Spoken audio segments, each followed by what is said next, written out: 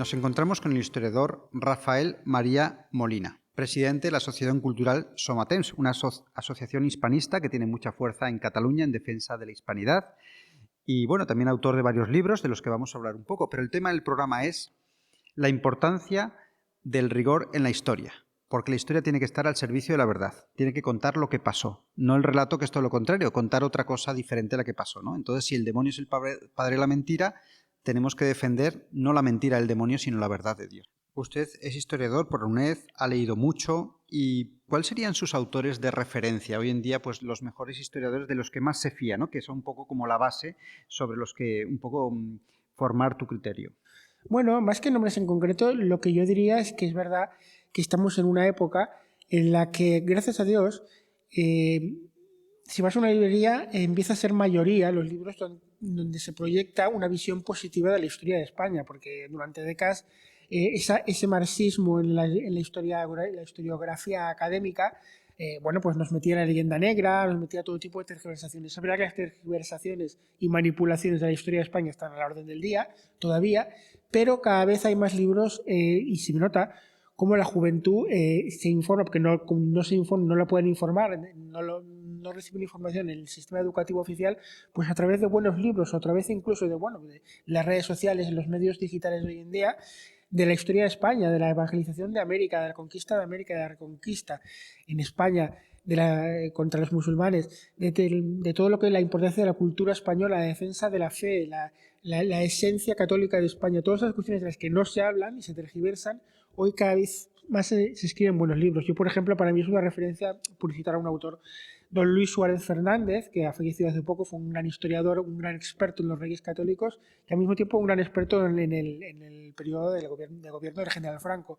Escribió sobre esos temas muchísimos volúmenes, documentadísimos, y es un ejemplo para mí de la importancia de lo que es un buen historiador, que se va a las fuentes, va a la documentación, maneja un punto de vista objetivo y no niega ni tergiversa la historia. Además hay autores como Stanley Payne, que es estadounidense, pero también es muy bueno porque defiende la hispanidad, ¿no? Y que lo haga alguien de allí, pues tiene todavía más mérito. Sí, es una visión liberal también, pero dentro del rigor histórico y dentro de una visión que es básicamente veraz con la historia de España en relación con la historia de otros países, ¿no? Es un hombre también que no acepta las tergiversaciones, las falsedades de la leyenda negra. Ahora estamos hablando mucho, por ejemplo, de la incultura de esta presidenta mexicana actual, Sheinbaum, que habla contra Hernán Cortés y es una gran defensora de la leyenda negra para obtener beneficios políticos actuales.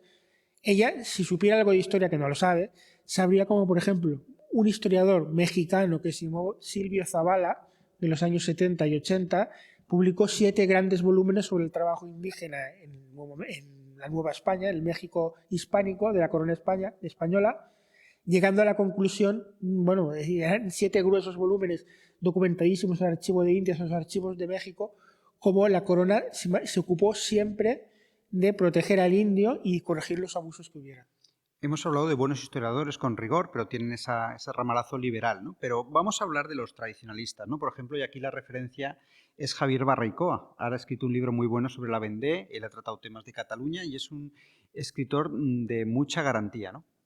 Es un gran autor, un gran personaje, desde una referencia desde el punto de vista intelectual y política incluso.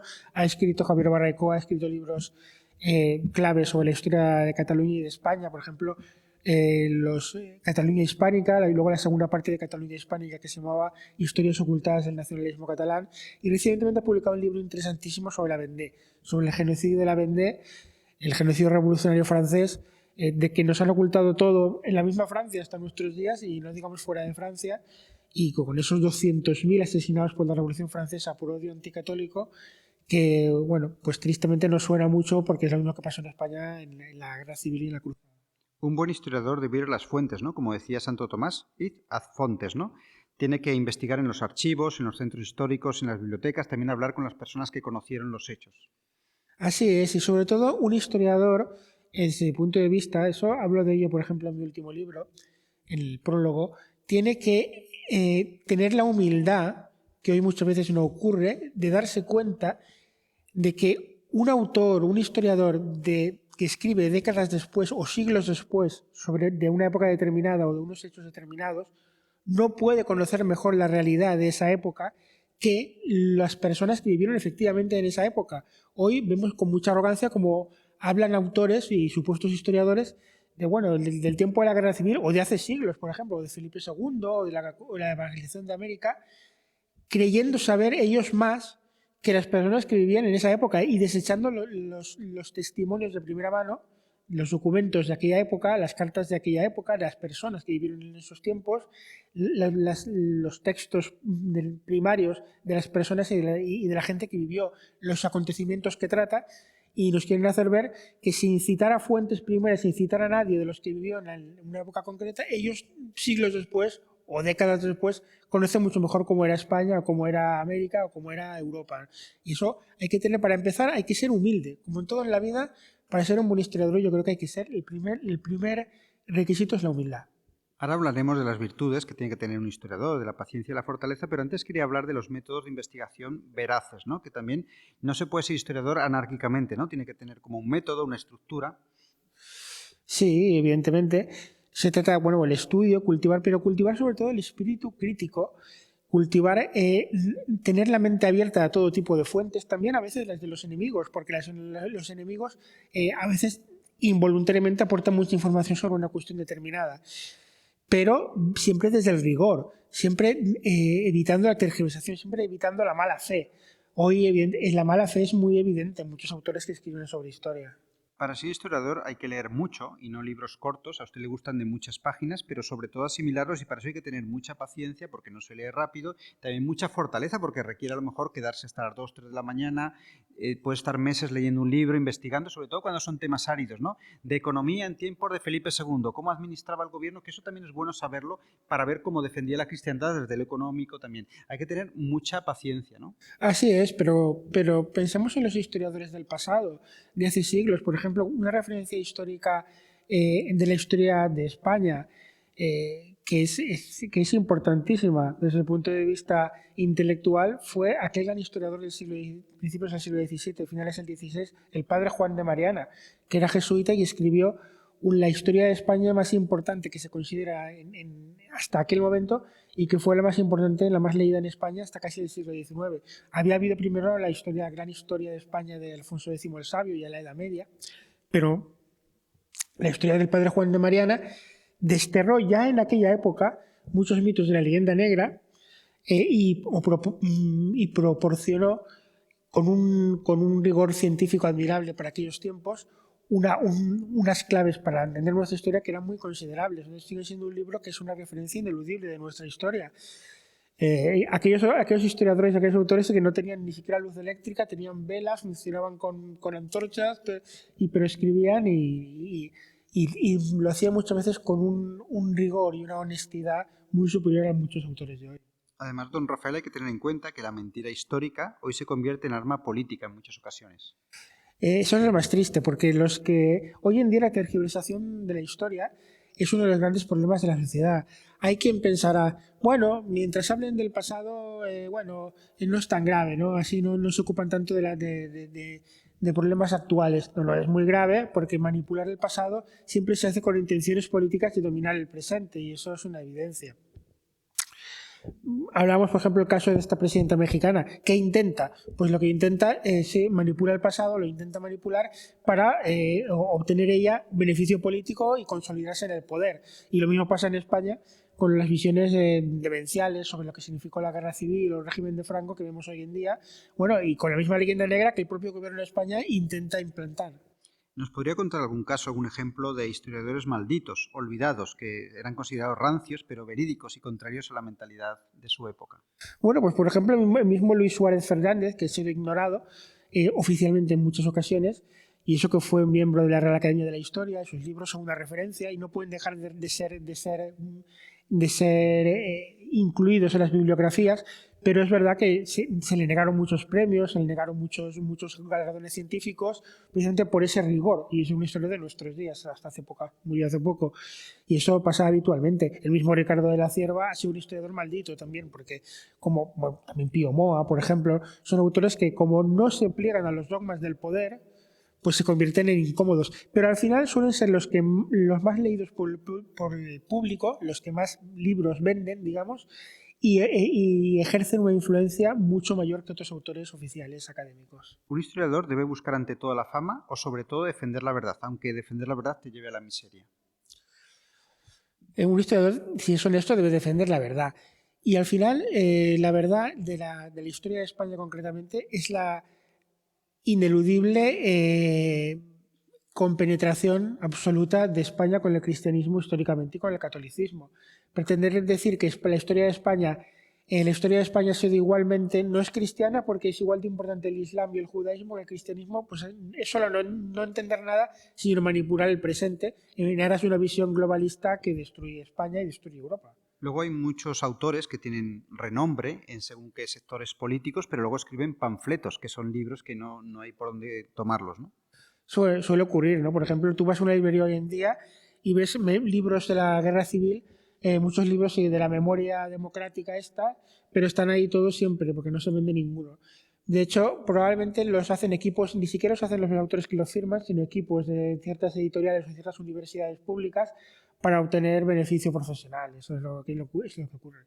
No digamos nada de novelas históricas que son auténticos bodrios, que habría que, primero, no comprarlas, no difundirlas y tirar a la basura, ¿no? Hay algunas. Bueno, con el género de la novela histórica hay que tener mucho cuidado. Es verdad que hay algunas novelas históricas interesantes, siempre que se ajusten mucho a la realidad, pero como la fantasía de una forma o de otra interviene en la novela histórica, inventando personajes, inventando tramas, inventando hechos, añadiendo hechos que no existieron. Es muy delicado utilizar la novela histórica como fuente histórica. Vamos a hablar ahora de un tema importante, de la educación de los niños, ¿no? Es importante que la historia que se enseña en los colegios esté fundamentada en la verdad, porque aquí en Cataluña pues les cuentan una historia que es totalmente mentira y les forman, entre comillas, o deforman en el odio a España. Así es, en Cataluña, en la región vasca también, pero en el conjunto de España no olvidemos que la última ley de educación del gobierno de Pedro Sánchez consiste en que la historia de España se empieza a estudiar a partir del siglo XIX. Se obvia todo lo anterior, ¿por qué? Porque es la España tradicional, porque es la monarquía católica, porque es la España católica, que es lo que no quieren ellos. Además es absurdo, ¿no? El limitar la historia, que es la historia de la humanidad, ¿no? Dicen que hay que empezar a estudiar, decía la ministra el otro día, a partir de la historia de la democracia en España. Eso es tan absurdo como si fuese la historia de la música, decir, pues no estudiamos a Mozart y Beethoven, porque no, empezamos ahora con... No existió Mozart, no existió Beethoven, no existió nadie, ni Vivaldi, ni nada, eso no vale para nada, vamos a empezar a partir del siglo XX y todo lo demás no existe. Y o la pintura empezamos con Picasso y ya está. Bueno, pero esto es un insulto a la inteligencia. Yo creo que la gente se debe dar cuenta. Dice, basta que me niegues a estudiar lo anterior para que quiera estudiarlo. Por eso hoy se da un saludable fenómeno que es que muchos jóvenes, como parte de esa rebeldía juvenil, en este caso buena, están estudiando Historia de España por su cuenta. Pensemos en los maestros que adoctrinan a los niños con consignas políticas, a lo mejor en el comunismo, en el ateísmo, realmente no forman, sino que están corrompiendo a la juventud. Hoy, y además por alguna referencia familiar y personal que he tenido muy directa, en la enseñanza pública en gran parte lo que se enseña a los niños y jóvenes es a odiar a España y a la religión católica. Y eso no son conscientes muchos profesores, sobre todo de la enseñanza pública y profesoras, que Dios les va a pedir muchas cuentas, porque al final... Si pones tus talentos profesionales al servicio de la mentira, el príncipe de la mentira es quien sabemos que es. Y si te pones a su servicio... Claro, quería hablar ahora de la importancia de la formación de los maestros para que sean admitidos, ¿no? Pero claro, eso si hubiese buenos colegios o buenas escuelas, y realmente, pues si son los directores los que quieren propagar esas ideas, al contrario, ¿no? Los buenos historiadores van a ser desechados, que bueno, de hecho los vetan, y los malos pues admitidos, ¿no? Es todo lo contrario. Es todo lo contrario. Claro. Pues no sé si quiere decir alguna idea más. Por ejemplo, también quiero hablar del padre Cantera, ¿no? Historiadores que son muy buenos, con mucho rigor, o Alberto Bárcena en Defensa del Valle de los Caídos. Sí, es que si pusiéramos a hablar nombres, citaríamos a muchos y nos dejaríamos siempre nombres, por lo cual siempre sería injusto. Pero bueno, yo me quedo también con esos grandes historiadores también que hubo a finales de los años 40, 50. Pues hubo grandes historiadores en esas colecciones iniciales, por ejemplo, de la Biblioteca de Autores y Cristianos, que como por ejemplo seleccionaron muy bien los textos evangélicos de la Iglesia en los primeros tiempos, como esos historiadores, esos maestros de la historia de España de los años 40 y 50, hoy denigrados oficialmente, pero con aquellos libros que a veces incluso para hoy sirven mucho, pero de manuales de historia de España, ¿no?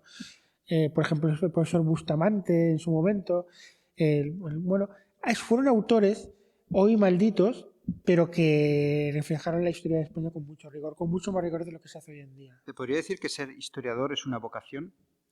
Sí, desde pequeño, a mí en mi caso desde pequeño ya cogía los libros de pequeño, siendo pequeño adolescente, me interesaba el tema, cogía los libros de historia de España. Mi padre tenía la historia de España del Marqués de Lozoya en 12 volúmenes, es una historia que tiene mucha gente, se vendió mucho en su momento y es muy interesante. Realmente fue un gran historiador el Marqués de Lozoya, no todo es quizá plenamente acertado, pero casi todo.